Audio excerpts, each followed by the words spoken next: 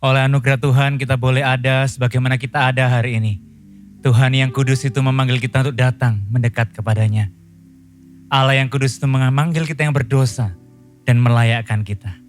Mari kita bersama-sama bangkit berdiri dan penuh kerendahan kita datang di hadapan Tuhan. Mohon kekudusannya menguduskan kita agar kita dilayakkan untuk menyembah memuji Dia.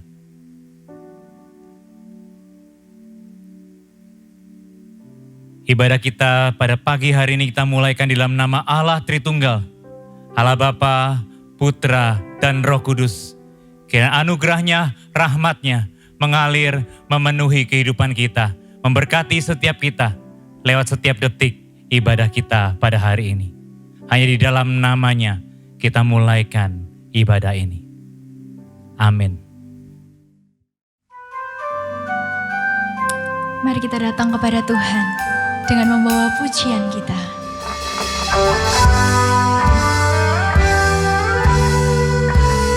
Mari angkat suara bersama. Ku hidup oleh anugerah-Mu, yang terbaik ku terima dari-Mu. Rancangan-Mu indah bagiku, sebab ku hidup selalu di dalam-Mu.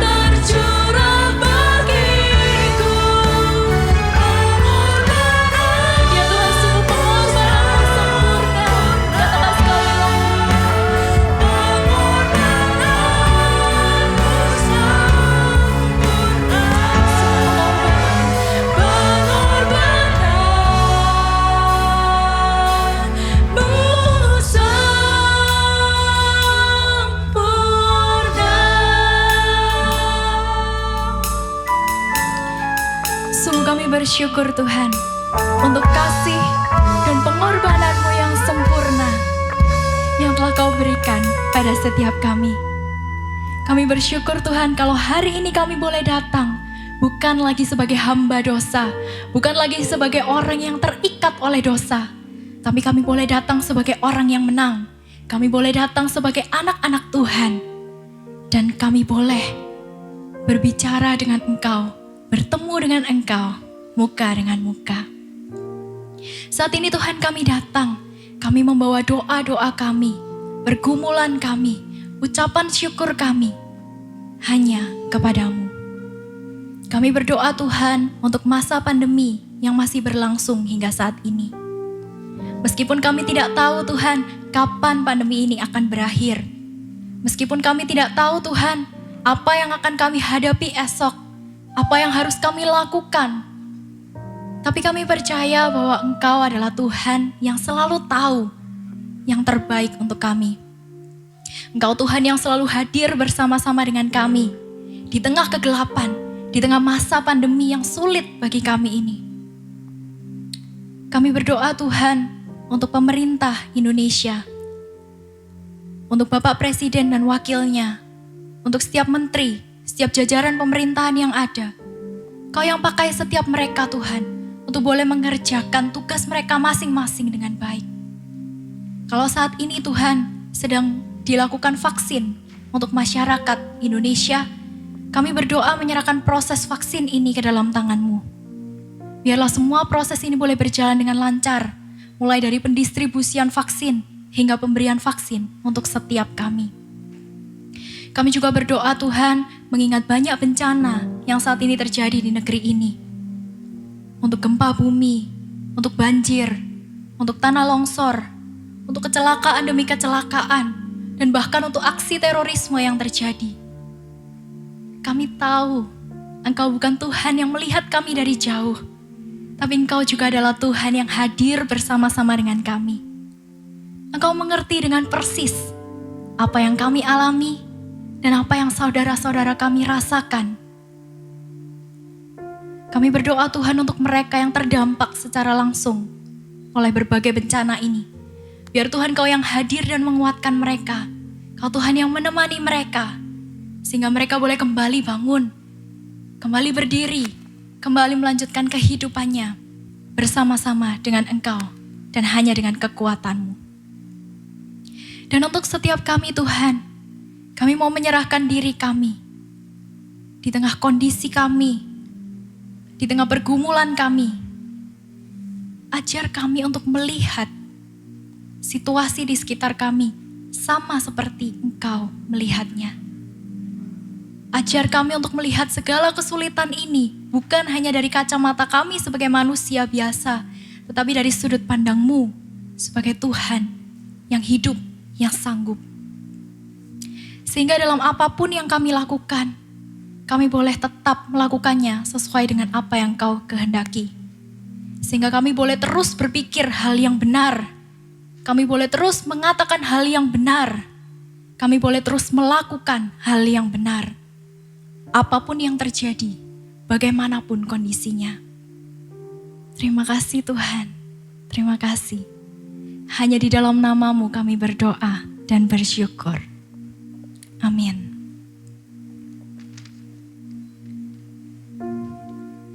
Semua yang benar, semua yang mulia, semua yang adil dan suci, semua yang manis, yang sedap didengar, semua kebajikan yang patut dipuji. Kupikirkan semua itu. Mari angkat suara katakan. Semua yang benar, semua yang mulia, semua yang adil dan suci. Semua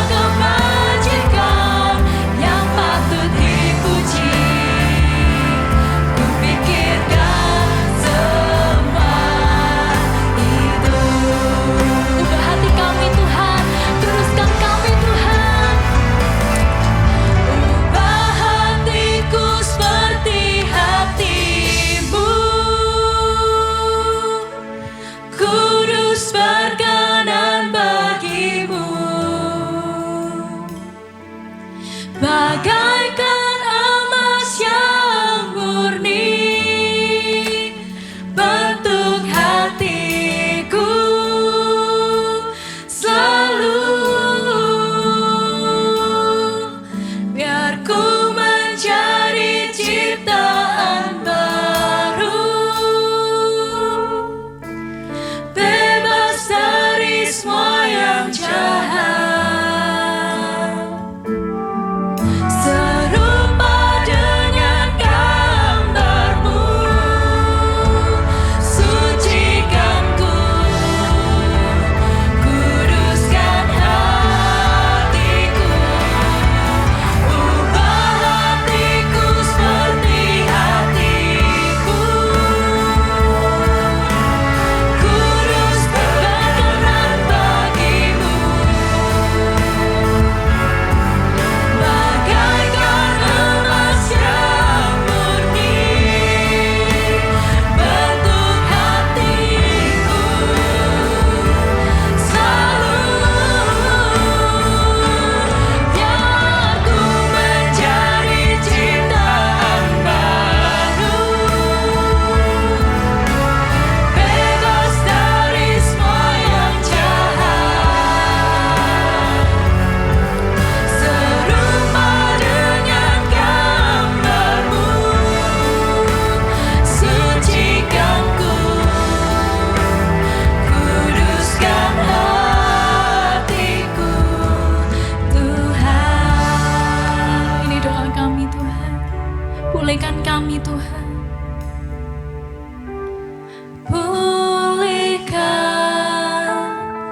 Pulihkan hatiku dengan kasih-Mu. Bentuk kami, Tuhan. Bentuklah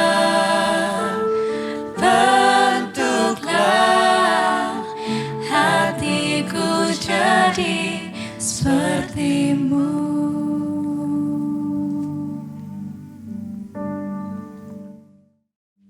Setiap kami memerlukan anugerah-Mu Tuhan, karena kami ini berdosa adanya. Tapi kami percaya kalau Allah yang Maha Kudus mau hadir di sisi kami saat ini dimanapun kami berada. Dan Kau mau menumpangkan tangan-Mu atas kami.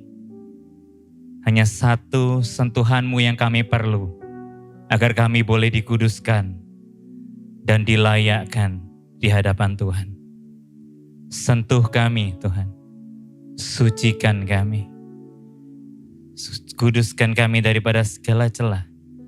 Agar ketika sebentar lagi kami bersama-sama akan mendengarkan firman-Mu, firman-Mu yang kudus itu boleh masuk, memenuhi hati dan pikiran kami, menguasai seluruh keberadaan diri kami, sehingga hidup kami diarahkan kembali kepada kasih-Mu yang sempurna, kepada anugerah-Mu yang mulia, sehingga kami tidak menyia-nyiakan sedetik pun kehidupan kami. Kami memberikannya bagi Tuhan.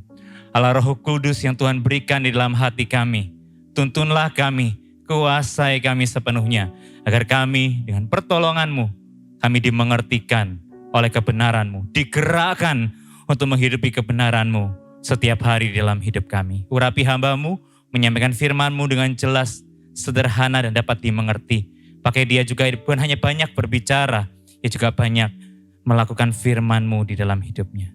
Ini kami Tuhan, kami membuka hati kami selebar-lebarnya bagi firman-Mu yang kudus atas setiap kami. Dalam nama Yesus kami berdoa.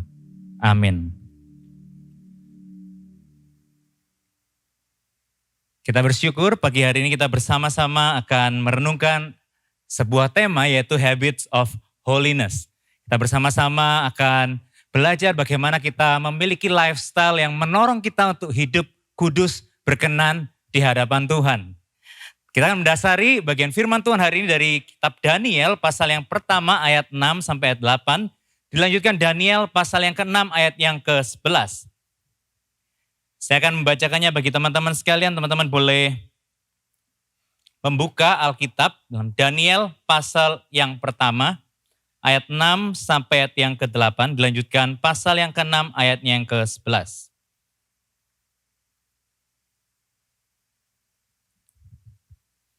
Daniel pasal 1 ayat 6 sampai 8.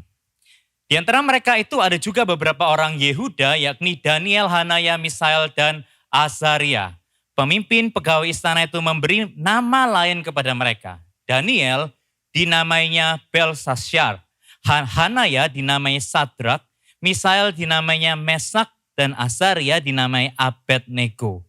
Daniel berketetapan untuk tidak menajiskan dirinya dengan santapan raja dan dengan anggur yang biasa diminum raja. Dimintanyalah kepada pemimpin pegawai istana itu supaya ia tidak usah menajiskan dirinya.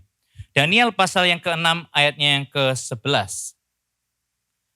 Demi didengar Daniel bahwa surat perintah itu telah dibuat, pergilah ia ke rumahnya. Dalam kamar atasnya ada tingkap-tingkap yang terbuka ke arah Yerusalem. 3 kali sehari ia berlutut, berdoa, serta memuji Allahnya seperti yang biasa dilakukannya. Saya meninjau pembacaan firman Tuhan pada kesempatan kali ini. Teman-teman, masa pandemi adalah masa di mana kita mengeksplor hobi baru.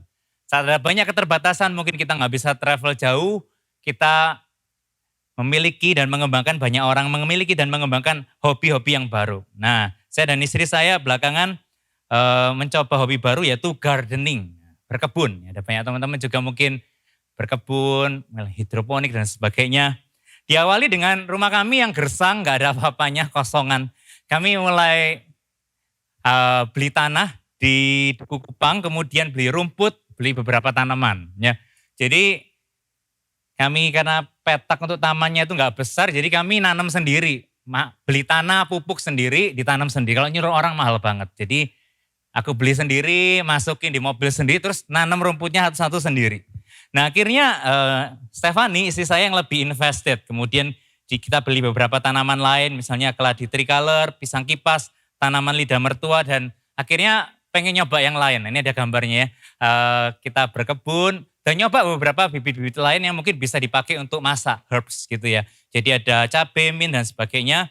Nah ternyata setelah kami mencoba hobi baru ini, ternyata gardening itu bukan sesuatu yang simple. Ternyata memakan banyak waktu dan ribet banget.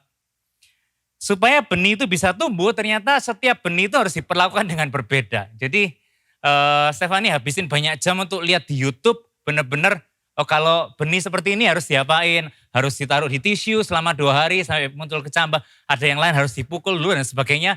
Perlakuannya berbeda-beda. Menghabiskan berjam-jam untuk nonton YouTube supaya benih itu bisa tumbuh dengan baik. Ada yang boleh kena sinar matahari langsung, ada yang enggak. Ada yang pokoknya banyak disiram sering, ada yang enggak. Jadi kami baru menyadari bahwa hobi yang kami pilih tidak semudah yang kami pikir. Enggak cuma ditaruh gitu tiba-tiba tumbuh. Ternyata ada banyak hal, kami harus kasih vitamin dan sebagainya. Kita harus ngurus pagi dan malam. Jadi ada banyak hal yang perlu kita lakukan secara intensional sehingga para benih-benih dan tanaman itu bisa bertumbuh dengan baik. Perlu ada disiplin, perlu ada kesabaran, perlu berjam-jam waktu untuk belajar sehingga benih itu bisa tumbuh. Nah teman-teman sekalian, Tuhan di dalam Alkitab memakai banyak penggambaran kehidupan rohani kita dengan aktivitas gardening. Ya misalnya Yesus menyebut iman kita seperti biji sesawi yang bertumbuh. Kita ada ranting melekat pada pokok anggur agar kita bisa bertumbuh. Benih harus jatuh di tanah yang subur supaya bisa bertumbuh dan berbuah. Umat Allah dalam perjanjian lama diibaratkan sebagai pohon ara yang tidak berbuah dan lain sebagainya. Nah saya pikir sama seperti gardening yang saya lakukan, pertumbuhan tanaman itu memerlukan usaha intensional, perlu belajar, perlu merawat dengan disiplin. Demikian juga ketika kita berbicara tentang kehidupan rohani kita perlu untuk melakukan usaha intensional. Kita perlu belajar, kita perlu mengupayakan hal-hal tertentu agar kehidupan rohani kita ini bisa bertumbuh. Sama seperti pertumbuhan tanaman memerlukan usaha intensional, demikianlah pertumbuhan rohani kita. Kita memerlukan usaha intensional agar bisa bertumbuh. Kalau kita hari ini tidak melakukan apa-apa di dalam kehidupan rohani kita nggak punya investasi waktu untuk pertumbuhan rohani kita, bagaimana kita bisa bertumbuh? Di masa pandemi ini ada banyak hal yang mungkin menghalangi kita nggak bisa beribadah dan bersekutu dan sebagainya. Ada banyak keterbatasan, bagaimana kita bisa bertumbuh? Kalau kita tidak sungguh-sungguh mau meluangkan waktu, tenaga, dan upaya untuk kehidupan rohani kita, maka nonsense kita bisa bertumbuh di dalam kehidupan rohani kita. Kita memerlukan habits of holiness, kebiasaan-kebiasaan yang kudus, atau bahkan lifestyle di dalam kehidupan kudus. Peter Scazzero mengatakan very few people have a conscious plan for developing their spiritual lives. Most Christians are not intentional, but rather functional, like cars on autopilot.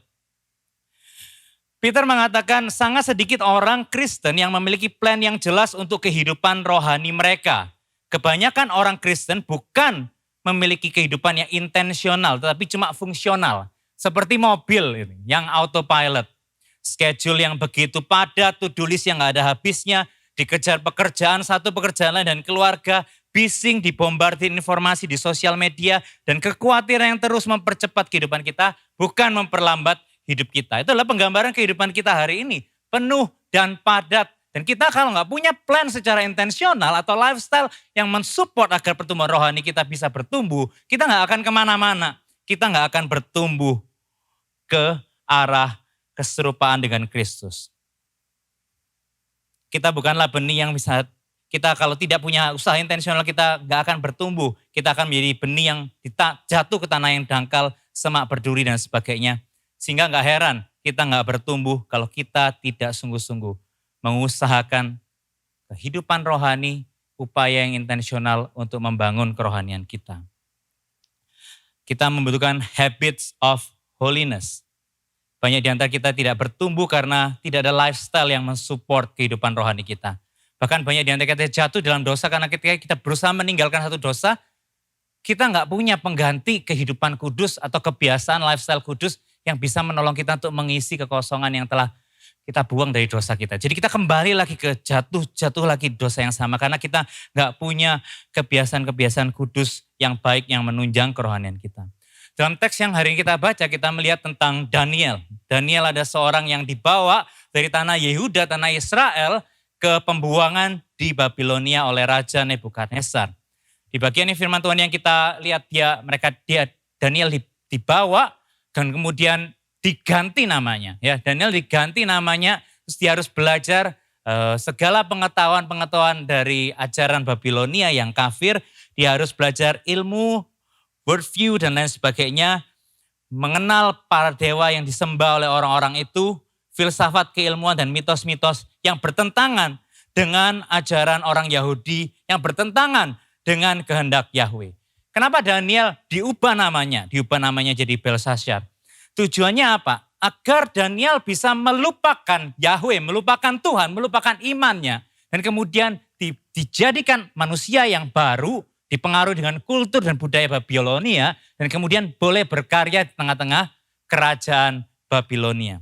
Dan benar Daniel menjadi salah satu orang yang paling berhikmat di dalam kerajaan Babilonia, yang menjadi pemimpin besar dan memiliki hikmat yang luar biasa dalam mengatur tatanan hidup masyarakat kerajaan Babilonia. Tetapi ia bukan hanya berpengaruh dalam masa Raja Nebukadnezar, lebih hebat lagi, ia menjadi orang kepercayaan raja-raja selanjutnya. Yang menjadi kepercayaan Raja Belshazzar, Raja Darius dalam kerajaan Media Persia. Kerajaannya udah ganti tapi dia tetap diberikan kepercayaan bahkan sampai dalam pemerintahan Raja Kores. Artinya generasi demi generasi Daniel ini menjadi orang yang paling berhikmat, salah satu orang yang paling berhikmat di tengah-tengah budaya yang kacau balau dan budaya yang tidak sesuai dengan ajaran Yahweh. Tetapi yang menarik adalah Daniel ini tidak kehilangan imannya. Daniel tidak kehilangan imannya kepada Yahweh, ia tidak kehilangan imannya kepada Tuhan. Kenapa? Karena ia memiliki habits of holiness, lifestyle kehidupan kudus. Di pasal yang pertama kalau kita melihat bagian firman Tuhan yang tadi kita melihat Daniel berketetapan untuk tidak memakan makanan dan minuman raja yang najis menurut kitab Taurat, menurut kehendak Tuhan. Jadi Daniel menetapkan diri untuk tidak mau hidup dan memakan makanan yang tidak sesuai dengan apa yang Tuhan ajarkan. Ya. Pasal yang ke-6 dikatakan di sana, Daniel mendisiplin diri 3 kali sehari untuk berlutut, berdoa, dan memuji Tuhan. Dia tahu bahwa mungkin ibadah seminggu sekali seperti sekarang ini, apalagi kalau online, itu tidak cukup untuk support kehidupan rohaninya. Gak cukup di tengah segala kebudayaan yang kacau balau, tengah segala kebudayaan orang-orang yang tidak bertuhan. Ibadah seminggu sekali itu tidak cukup untuk mensupport dia untuk boleh menjadi saksi di tengah-tengah masyarakat kehidupan di mana dia berada. Yang itu 3 kali sehari, bukan 3 hari sekali. 3 kali sehari ia berlutut, berdoa dan memuji Tuhan. Itulah yang mensupport kehidupan rohaninya, yang menjadi orang yang dekat dengan Tuhan, berhikmat dan berpengaruh bagi kerajaan demi kerajaan. Hari ini kita hidup tengah-tengah kebudayaan yang sangat bertentangan dengan prinsip kebenaran. Materialisme, hedonisme, postmodernisme, ateisme, dan berbagai pengajaran budaya yang sangat berbeda dengan apa yang Alkitab ajarkan. Bagaimana kita bisa stand out, berdiri jadi berkat, memiliki hikmat yang bukan dari dunia ini, dan kita memberkati orang lain di sekeliling kita. Kehidupan ini banyak orang hari ini mengejar popularitas, menilai orang lain dari pendidikan, kekayaan, kecantikan, dan popularitas. Bagaimana kehidupan kita, adakah kita hidup berbeda, apa kita juga menilai orang lain dari seperti itu, dan kita mengejar semuanya itu. Kalau iya, kita sesungguhnya kita bukan mewarnai dunia, kita sedang diwarnai oleh dunia.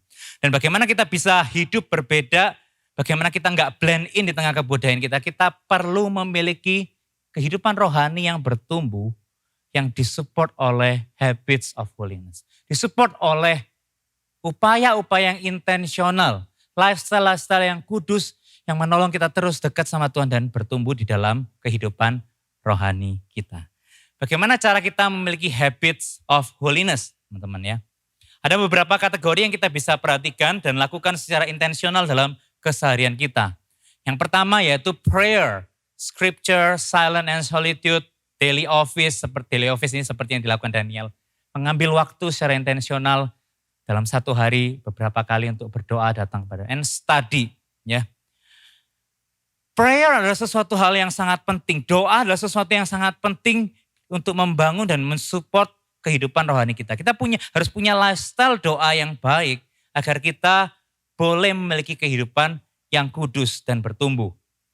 Doa adalah hal yang memberikan nutrisi di dalam jiwa kita. Ya, kita harus mengambil waktu doa secara intensional seperti Daniel. Ya, kita mungkin seperti Daniel 3 kali sehari. Sudah kok doa makan. Makan pagi, makan siang, makan malam.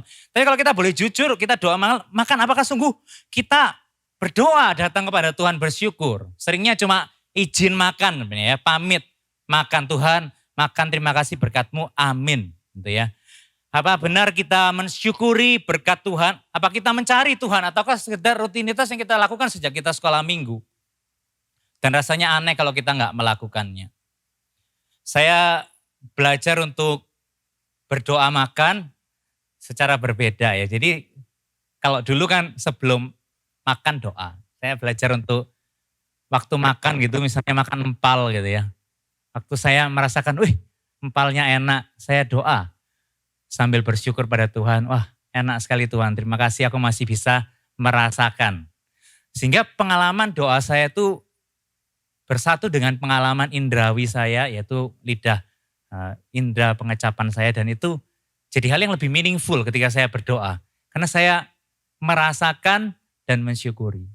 Why not? Kita berdoa setelah makan, bahkan setelah kita kenyang kita bersyukur kepada Tuhan. Kalau memang itu lebih meaningful buat kita bisa jadikan doa setelah makan. Dan kita benar-benar cari Tuhan, kita bersyukur sama Tuhan. Kalau kita boleh makan, tengah-tengah masa yang tidak mudah ini, Tuhan tetap mencukupkan kebutuhan hidup kita. Silent and solitude ya. Doa juga bisa silent ya. Jadi nggak harus doa itu selalu ngomong, selalu kita request sama Tuhan, Tuhan aku mau ini itu. Enggak.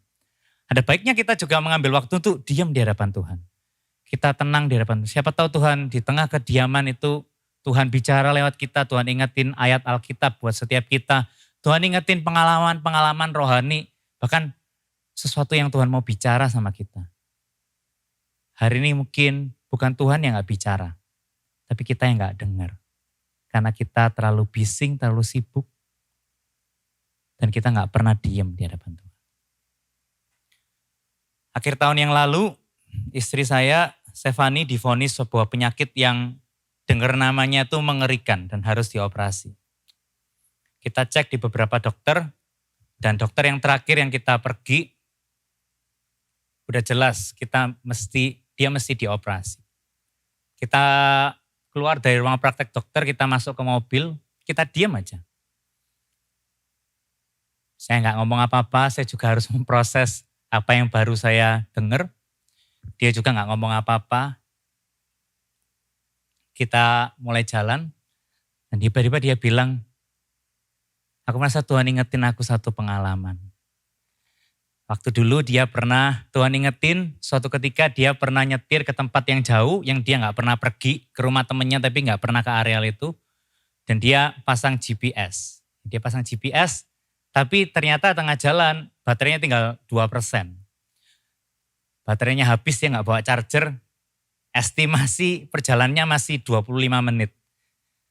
Sampai 30 menit. Jadi dia benar-benar nervous waktu itu karena dia gak pernah ke areal itu. Kalau udah bisa sampai, itu dia udah syukur karena bisa pinjam charger. Dia nyetir sambil ketir-ketir, baterainya habis. Tapi yang amazing, baterainya gak habis sampai dia sampai ke rumah temannya. Tuhan ingetin peristiwa itu seolah Tuhan bilang sama hatinya, tenang, kalau dulu aku pimpin kamu sampai tujuan dengan baterai 2%, aku juga bisa pimpin dan sertai kamu melewati semuanya ini. Di tengah keheningan itu Tuhan berbicara dengan kuat di dalam hati kita, di dalam hatinya, di dalam hati engkau dan saya. Kalau kita mengizinkan Tuhan untuk bicara, instead of kita yang terus bicara. Hari ini kehidupan begitu bising, ambil waktu untuk diam. Dan datang sama Tuhan, cari Tuhan, Tuhan bicara sama hati saya. Tuhan bicara sama hati saya. Be still and know that I am God. Diamlah dan ketahuilah bahwa aku Allah.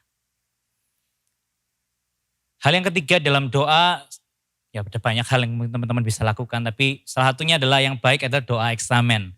Ini sesuatu yang saya dulu sering lakukan, tapi belakangan juga saya jarang lakukan. Saya ingat kembali waktu saya mempersiapkan bagian renungan firman Tuhan ini. Doa eksamen adalah doa pemeriksaan ya, eksamen.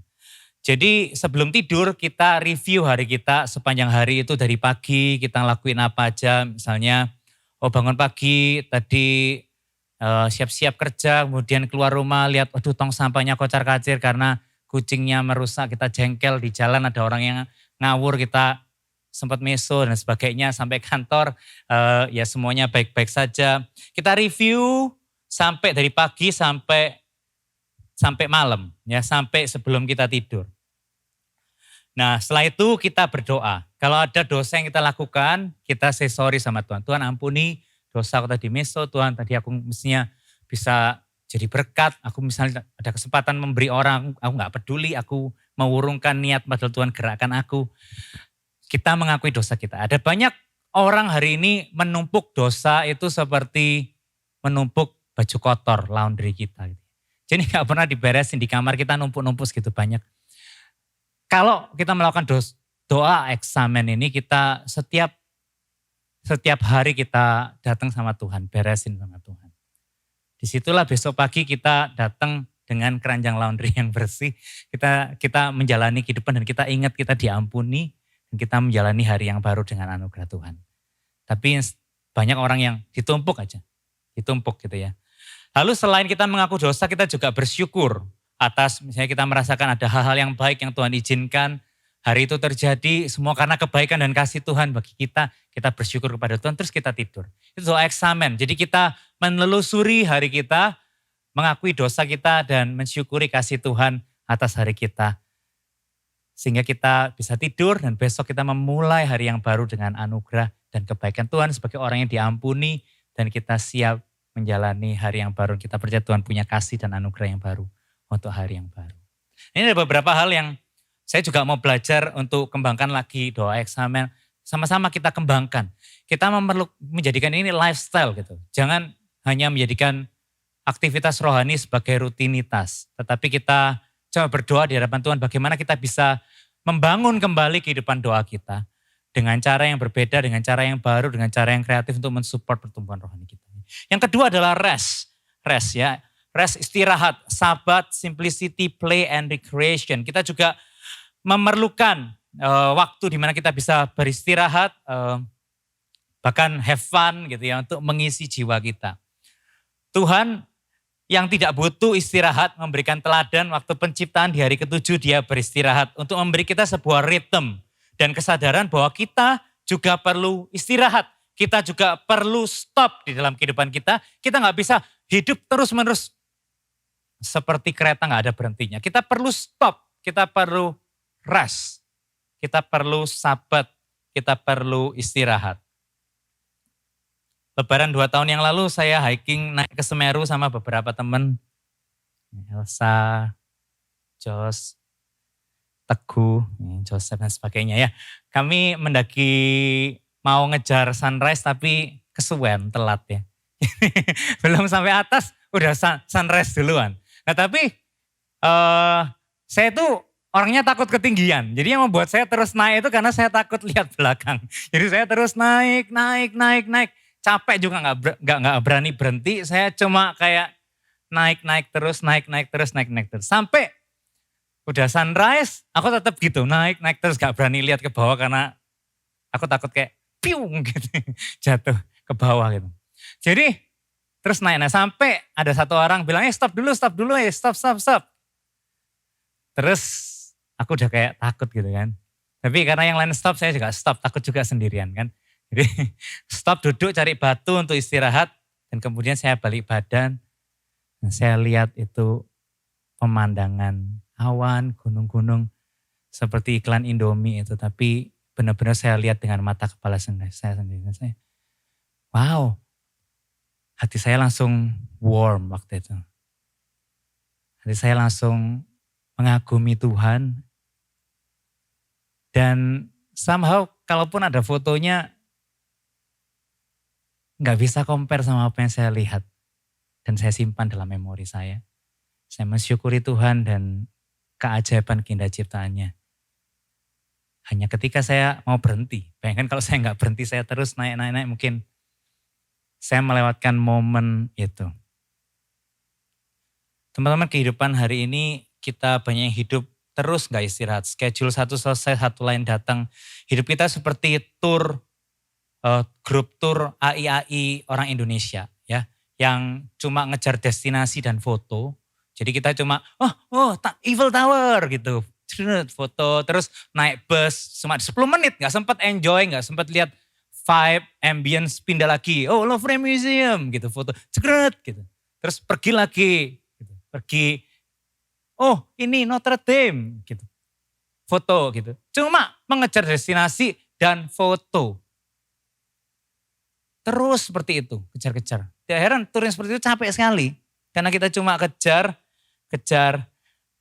destinasi sama foto. Slow down. Duduk di sebuah kafe, order espresso. Ya. Dinikmati, minum pelan-pelan, lihat orang lalu lalang. Tarik nafas yang dalam, enjoy the vibes. Ada banyak hal yang kita bisa nikmati ketika kita berhenti. Ketika kita mengambil waktu untuk rest dan bersyukur kepada Tuhan. Tuhan yang memberikan kita desain bukan agar kita berjalan seperti mesin. Tapi kita perlu rest, enjoying God's love, enjoying one another, our friends, our family. Kita memerlukan rest, teman-teman sekalian. Busyness will kill our spirituality. Ya, kesibukan akan membunuh kerohanian kita. Take time to rest and say thank you to God. Ambil waktu untuk berhenti, bersyukur kepada Tuhan. Yang ketiga, work activity. Ya, work activity juga penting. service and mission. Kita pelayanan juga sesuatu yang penting. Care for our physical body juga penting, self-care. Dalam masa pandemi ini self-care itu sesuatu yang sangat penting. Karena kerohanian kita dan tubuh jasmani kita ini merupakan satu kesatuan. Kita gak bisa bilang, oh aku banyak doa tapi kita gak punya tubuh yang baik. Kita tidur asal-asalan.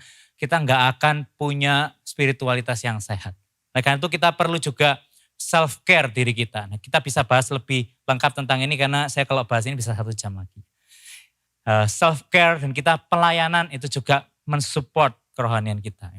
Yang keempat, relationship. Kita perlu memiliki emotional health yang baik, family, community yang baik. Kita perlu menjalin relasi satu sama lain karena disitulah kita saling memberi dan diberi. Ya, take time dengan family dan teman. Kalau kita punya trauma, kita punya pergumulan di masa lalu, kita punya problem, kalau kita perlu counseling, takes time. Itu investasi yang baik untuk kehidupan kita. Secara intensional kita mencari pertolongan agar kita boleh ditolong menghadapi semua trauma, kekecewaan, kepahitan kita alami sehingga kita bisa forgive. Dan kita bisa move on di dalam kehidupan kita. Inilah hal-hal yang penting membuat hidup kita balance, sehat dan efektif mengikut Tuhan dan bertumbuh. Prayer, rest, work, and relationship. Dalam bagian mana teman-teman bisa mengembangkan lifestyle kekudusan teman-teman. Datang doa, minta Tuhan beri hikmat. Bagaimana kita bisa membawa aktivitas-aktivitas dan punya lifestyle yang baru. Akan menunjang pertumbuhan rohani kita. Bagaimana kita hari ini menjalani kehidupan kita. Bagaimana schedule kita. Apakah ada hal-hal yang kita lakukan yang boleh menjadi habits atau lifestyle yang menolong kita untuk bertumbuh. Karena kalau setiap hari kita hanya melakukan hari kita hanya sekedar autopilot, bangun, mandi, kerja, sekolah, main game, makan, atau mungkin jalan-jalan, dan kemudian tidur. Besok melakukan hal yang sama, bangun, sekolah, main game, makan, jalan-jalan, tidur, dan sebagainya. Ya gak heran kita gak bisa bertumbuh. Kita gak bisa bertumbuh kalau kita cuma ya saat teduh, ya sesempatnya gitu. Ya kalau sempet ya bukan baca Alkitabnya bukan 3 kali sehari, 3 hari sekali. Atau bahkan kita ibadah hanya hari Minggu 1 jam dan kita merasa itu bisa support, gak bisa. Kita gak bisa hidup berbeda dengan dunia di tengah kultur dan kehidupan yang sangat berbeda dengan kehidupan anak-anak Tuhan. Kita gak bisa jadi terang dunia kalau kita gak punya dan tidak punya support kehidupan rohani yang baik. Gak punya lifestyle yang menunjang kita untuk bertumbuh. Belum lagi kalau masalah datang, pergumulan datang, ada yang sakit dan sebagainya. Hancur iman kita, hancur. Karena kita tidak membangun secara intensional kehidupan rohani kita. Mari kita hari ini di hadapan Tuhan kita dengan rendah hati kita mengevaluasi hidup kita. Apakah kita sudah berinvestasi cukup untuk kehidupan rohani kita. Kita gak bisa hidup kudus jadi berkat dan bertumbuh kalau kita gak punya habits of holiness. Minta Tuhan memberikan hikmat, masukkan satu persatu hal-hal atau yang bisa menunjang kehidupan rohani kita. Jadikan ini sebuah lifestyle, bukan hanya beban dan legalitas rohani. Kita melakukan ini karena kita, karena khotbahnya seperti enggak, tapi tangkaplah ini menjadi sesuatu yang harus kita jadikan lifestyle untuk menunjang hidup kita. Ya, lakukan habit of holiness dengan kesadaran bahwa aku enggak mungkin bertumbuh, aku enggak mungkin bisa jadi berkat buat orang lain kalau aku tidak secara intensional berusaha memiliki habit holiness di dalam kehidupan kita. Kiranya Allah Roh Kudus memimpin setiap kita untuk kita sungguh-sungguh membangun lifestyle yang menunjang kita untuk hidup kudus, bertumbuh, dan bahkan mampu menjadi saksi bagi kemuliaan nama Tuhan. Ya, Tuhan menolong setiap kita, anugerahnya memimpin setiap kita. Amin. Mari kita satu dalam doa, kita mengheningkan diri kita di hadapan Tuhan. Nah, kita ambil waktu sejenak, kita mengevaluasi kehidupan kita, keseharian kita. Bagaimana dengan kehidupan doa kita? Bagaimana dengan pelayanan kita? Bagaimana dengan rest kita? Adakah setiap hari kita secara intensional melakukan kebiasaan-kebiasaan yang kudus yang menolong kita untuk bertumbuh? Kalau di antara kita yang hari ini kita merasa jauh dari Tuhan, karena kita hanya menjalani hidup ini seperti autopilot. hanya menghabiskan waktu. Mari datang di hadapan Tuhan. Katakan, Tuhan, aku mau kembali ke pelukan-Mu, Tuhan. Aku mau, Tuhan, kembali mencari-Mu. Aku mau, Tuhan,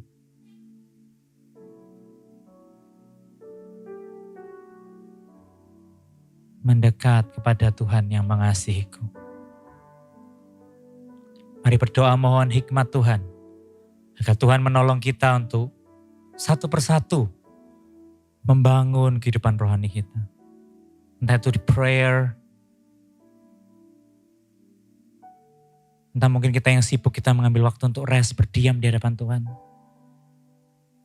Kita boleh setel musik rohani, kita hanya memuji Tuhan. Dan hancur di hadapan Tuhan.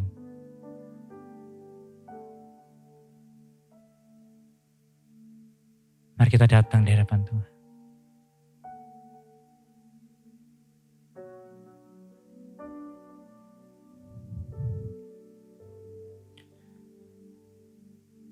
Ya Tuhan, di tengah-tengah kehidupan yang sekuler, di tengah filsafat dan wawasan-wawasan kehidupan gaya hidup yang tidak sesuai dengan firman-Mu, di tengah-tengah kehidupan seperti itulah kami hidup.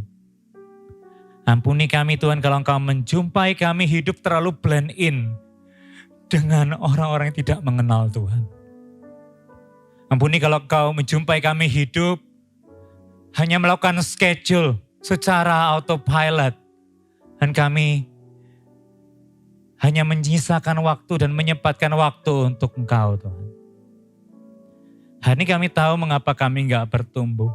Hari ini kami tahu mengapa kami jalan di tempat atau bahkan mundur dalam kehidupan rohani.